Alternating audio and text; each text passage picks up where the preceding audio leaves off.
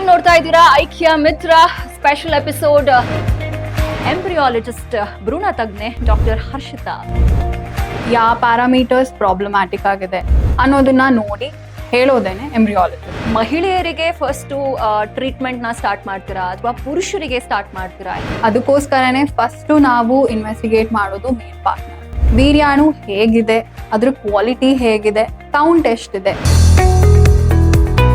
Macroscopic ಅಲ್ಲಿ natural conception ಆಗೋದಿಲ್ಲ ಅಂತ ಹೇಳಿ WHO ಗೈಡ್ಲೈನ್ಸ್ ಏನಿದೆ ಅದರಿಂದಾನೇ ಒಂದು ರೆಫರೆನ್ಸ್ ರೇಂಜ್ ನಮ್ಗೆ ಸಿಕ್ಕಿದೆ. ಎಷ್ಟು ಇದ್ರೆ ನ್ಯಾಚುರಲಿ ಮೇ ಬಿ ಕನ್ಸೀವ್ ಆಗೋ ಚಾನ್ಸಸ್ ಜಾಸ್ತಿ ಇರುತ್ತೆ ಅಂತ ಹೇಳಿ. ವೀರ್ಯಾಣು ತುಂಬಾ ಚೆನ್ನಾಗಿರೋದಕ್ಕೆ ಅಥವಾ ತುಂಬಾ ಹೆಲ್ದಿ ಆಗಿರೋದಕ್ಕೆ ಲೈಫ್ ಸ್ಟೈಲ್ ಎಷ್ಟು ಇಂಪಾರ್ಟೆಂಟ್ ಆಗುತ್ತೆ? ನಿದ್ದೆ ನೀಟಾಗಿ ಮಾಡ್ತಿರೋದಿಲ್ಲ, ಸ್ಟ್ರೆಸ್ಫುಲ್ ಲೈಫ್ ಸ್ಟೈಲ್ ಇರುತ್ತೆ, ತುಂಬಾ ಸ್ಟ್ರೆಸ್ ಇರುತ್ತೆ.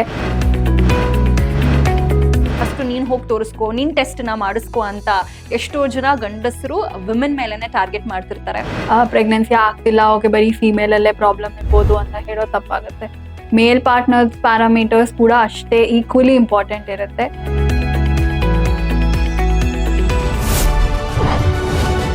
ಐಕ್ಯ ಮಿತ್ರ ವೀಕ್ಷಿಸಿ ಮಧ್ಯಾಹ್ನ 12:30ಕ್ಕೆ.